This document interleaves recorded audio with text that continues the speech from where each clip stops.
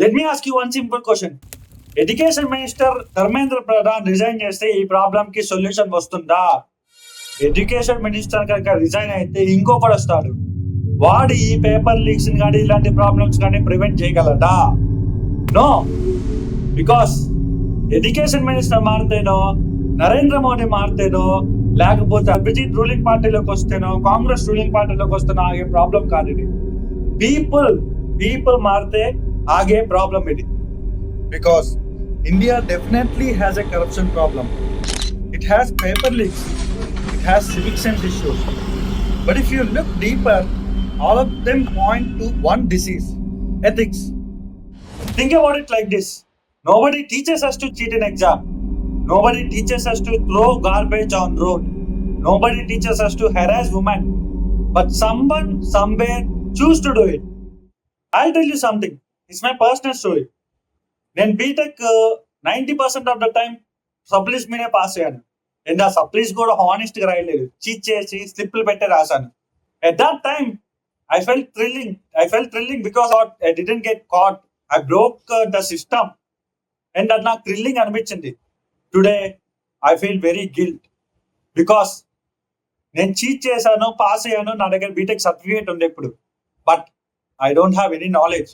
More over నాకు moral ethics అనేవి లేవు. Nobody taught me moral ethics, but someone taught me how to cheat in exam. మరి ఇలాంటి environment లో ఉన్నప్పుడు ఇలాంటి సిచ్యువేషన్స్ రావడం very very common. Now take NEET. Everybody asks who should resign, మినిస్టరా, ఎన్టీఏయా ఆర్ గవర్నమెంటా? ఇవన్నీ క్వశ్చన్ చేస్తాడు. Yes, they are responsible because they are ruling right now.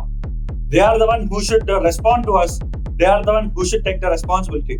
But nobody asks who leaked the paper, who bought the paper, who bite the paper, and who used the paper in the examination. Because an exam paper doesn't get leaked by itself.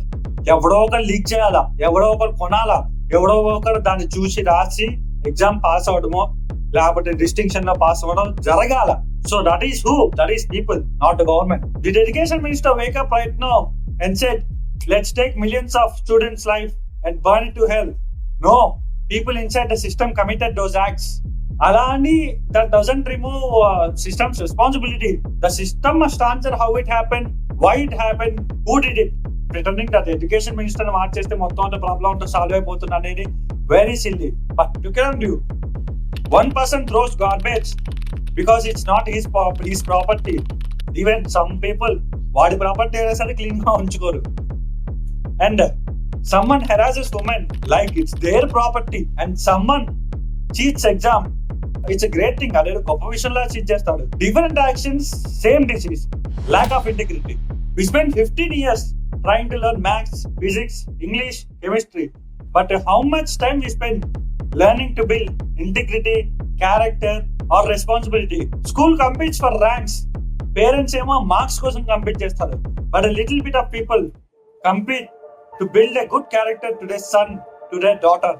So education minister resign అవుతానో, లేకపోతే మోడీ మారితేనో, లేకపోతే సిజేపీ ruling లోకి వస్తేనో, లేకపోతే Congress ruling లోకి వస్తేనో ఇది మారేది కాదు. Until and unless we take responsibility as a citizen, మనం రెస్పాన్సిబిలిటీ తీసుకొని మన నెక్స్ట్ జనరేషన్ కి రెస్పాన్సిబిలిటీ టీచ్ చేస్తే అప్పుడు ఈ దేశం అనేది మారుతుంది. So maybe we don't need smarter people. మనకి స్మార్టర్ పీపుల్ ఇంకా like we don't need ISRO scientist or IAS, IPS or doctors or nobody. We need common sense people. Common sense people ఇండియాకి చాలా అవసరం ఉంది ఇప్పుడు. బికాస్ ఇప్పుడున్న జనరేషన్ వాళ్ళు social మీడియాలో ఏది వస్తాయి అని నమ్మేసేసి, ఏది చెప్తే అది నమ్మేసేసి దాన్నే నిజమనుకొని నమ్మేస్తున్నారు. క్లాసిక్ ఎగ్జాంపుల్, నేను ఈ వీడియో చేయడానికి అని చెప్పి రీసెర్చ్ చేస్తా. ఎవరైతే మా ఫ్రెండ్స్ ఈ సిజేపీ ప్రొటెస్ట్ ఈ థింగ్స్ అని దాని గురించి ఎవరైతే వాళ్ళ ఇన్స్టాగ్రామ్ స్టోరీస్ లో పోస్ట్ చేస్తున్నారో వాళ్ళని ఇండివిజువల్ గా మెసేజ్ చేసి వాళ్ళతో మాట్లాడి అసలు ఏంటిది, what happening, what is your perspective అని చెప్పి కనుక్కుంటున్నా. అయితే కనుక్కుంటుంటే then I got to some kind of amazing thing how people are right now అని నాకు అప్పుడు తెలిసింది. Because one of my friend, college mate, I know him very well.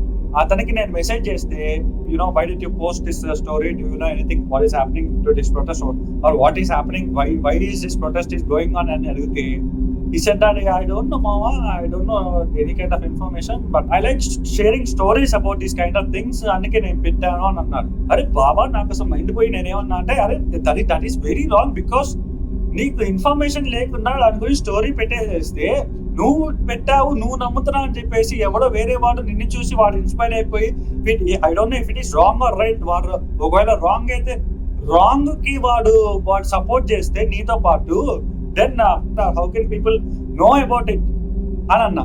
Then కామెడీగా తనకి నేను చెప్పానని చెప్పి నా మీద దాని రివర్స్ అయ్యి, I'm not posting about any kind of politics, I'm not posting about any kind of religion, I'm posting something I like అని అన్నాడు. ఎస్ బ్రో, ఓకే బ్రో, ఎవరి ఇన్స్టాగ్రామ్ వాడి ఇష్టం, ఎవరి ఇన్స్టాగ్రామ్ లో వాడి ఇష్టం వచ్చి పెడతారు. Because I post some kind of random shit in my Instagram and everybody sees it like as he said like cockroaches and influence by it. Cockroaches like influence అయిపోతారు. So hence it is not a problem అని చెప్పేసి cut చేస్తారు. So education without ethics creates intelligent characters, and ethics without education creates missed potential, and the nation need both. అటు education కావాలా, ఇటు ethics కావాలా. So life is all about balance. Education ఎంత ఉందో ethics కూడా అంతే ఉండాలి. అప్పుడే will go through the highest form of our life, and we'll take our nation to the highest form of our life. Jai Hind.